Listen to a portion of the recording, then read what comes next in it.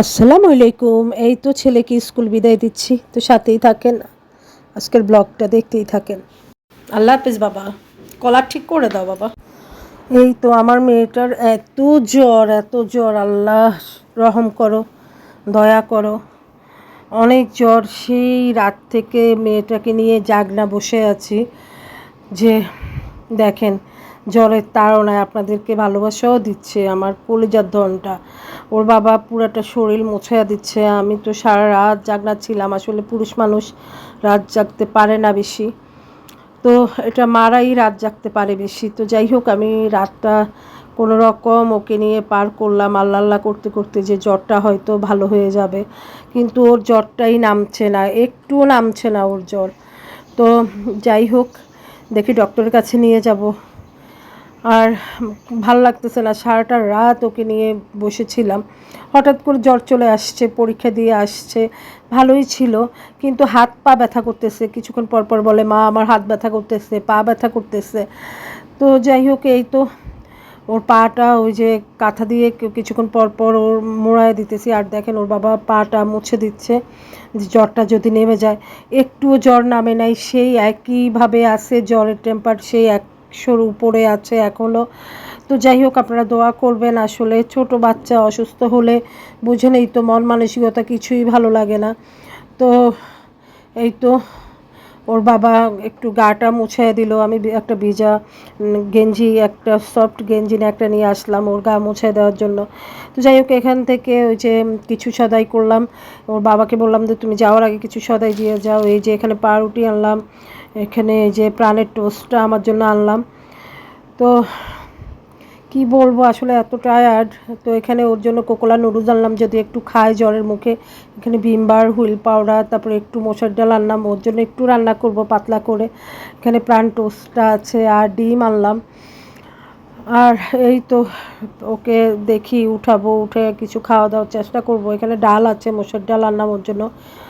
তো ওই পাউরুটিটা দেখি একটু রং চা বানাবো, এই যে রং চাটা হচ্ছে। তো এখানে এই যে আলু ওয়াশ করে নিচ্ছি, আলু ভর্তা করব। আর এই যে আমার ভাতটাও হয়ে গেছে, ভাতটা বসালাম, যে ভাতটা হয়ে আসছে। আর এখানে এই তো মসুর ডালটা ধুয়ে প্রেসার কুকারে দিলাম, মসুর ডালটা হচ্ছে, পাতলা করে একটু ডাল রান্না করব। অসুস্থ বাচ্চা থাকলে আসলে ঘরে রান্না বান্না কিছুই না, ঝটপট করে রান্না করতেছি, মানে অন্তত যেন খেয়ে বাঁচতে পারি। তো যাই হোক, ওর জন্য একটু পায়েস রান্না করলাম। দেখেন, দেখতেছি ঘরে দুধ নাই, ফ্রিজে দুধ শেষ হয়ে গেছে, তারপরে পাউডার দুধও শেষ হয়ে গেছে। আমার একদম মনেই ছিল না। আমি ওকে একটু ডেনিশ দিয়ে তারপরে পিন্নিটা একটু লেড়ে চেড়ে দুধ বানাইয়া দিলাম, এই আর কি। তো বুঝতে পার নাই যে দুধ এটাই দিয়েছি, তো হালকা করে একটু দুধের ইয়েটা দিয়েছি যেন ও মানে দুধ ছাড়া হলে আবার খেতে চাইবে না। তো আমি একটু ওই যে পোলাও চাল দিয়ে পিনি রান্না করলাম, এটাও খুবই প্রিয়। আর একটু এখান থেকে হালকাভাবে একটু ড্যানিশ মিক্সার করে দিলাম। তো এই তো আমার বাবা স্কুল থেকে আসছে। তো স্কুল থেকে আসার পর খুব টায়ার্ড হয়ে গেছে। তো এই দিক দিয়ে মেয়ের পিন্নিটা রেডি করে আমি রাখলাম, যদি ঘুম থেকে উঠে একটু খাওয়াই দিব, যদি খেতে চায়। কিছুই খায় না। তো এই তো আমার ছেলে স্কুল থেকে আসলো, এসে আমাকে সালাম দিয়ে বসলো। তো আমিও বসে ওর সাথে কিছুক্ষণ কথা বলতেছি।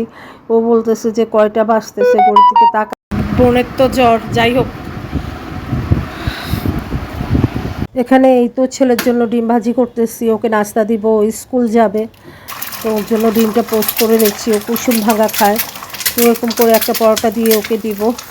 ও স্কুল নিয়ে যাবে, টিফিন নিয়ে যাবে, আর টিফিন খাওয়াইয়াও দিলাম বাসা থেকে একটা পরোটা আর একটু ডাল, একটা ডিম খাওয়াইয়া দিলাম। আজকের নাস্তাটা আসলে আমি হোটেল থেকে নিয়ে আসছি, তো ডিমটা শুধু ঘরে বাজি করে দিলাম, এই তো। তো ছেলের জন্য একটা ডিম বাজি করতেছি, ও টিফিনে নিবে। তো কুসুম কখনোই খায় না, কুসুম ভাঙাটা খায়। তো যাই হোক, এই তো আমার ডিমটা হচ্ছে, তো সাথেই থাকেন।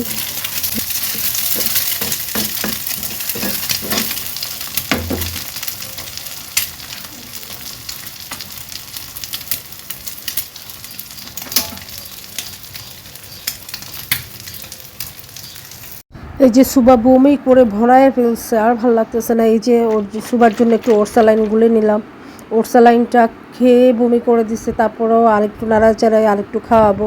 ওরসালাইন খেতেই চায় না, ওরসালাইন মানে জ্বরের ভিতরে ওরসালাইনটা খেলেও ভালো লাগে, তো বমি করে, অনেক বমি করে। দেখি ডাক্তারের কাছে নিয়ে যাব, আল্লাহ আমার মেয়েকে হেফাজত করুক। তো এই তো স্যালাইনটা গুললাম, এখানে ছেলের টিফিন রেডি করে ফেললাম, ছেলেকে স্কুল পাঠিয়ে দিচ্ছি। এই তো আমার মামনিটা জাগলো, ওকে এখন একটু পায়েস খাওয়াবো। তো ওকে গাটা মুছায় দিলাম, দেখেন কি পরিস্থিতি রুমের ভিতরে।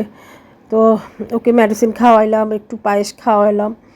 তো মেডিসিন খাওয়াইয়া এই যে বসলাম। পরে বলতেছি মা অনেক ঠান্ডা লাগতেছে, বলতেছে হ্যাঁ দেখেন কত ঔষধ এখানে, অনেক ঔষধ। তো যাই হোক জ্বর কমতেছে না, তো নিয়ে যাব দেখি, ফরাজিতে নিয়ে যাব ডক্টরের কাছে। তো এখানে আমি সকালবেলায় একটু এই যে একটু পুঁই শাক ভাজি ছিল, আর একটা ডিম দিয়ে আমি অর্ধেক পরোটা খেলাম। আর এই যে সমুদ্র খেয়ে গেল, পুরো পরোটাই খায় না, একটু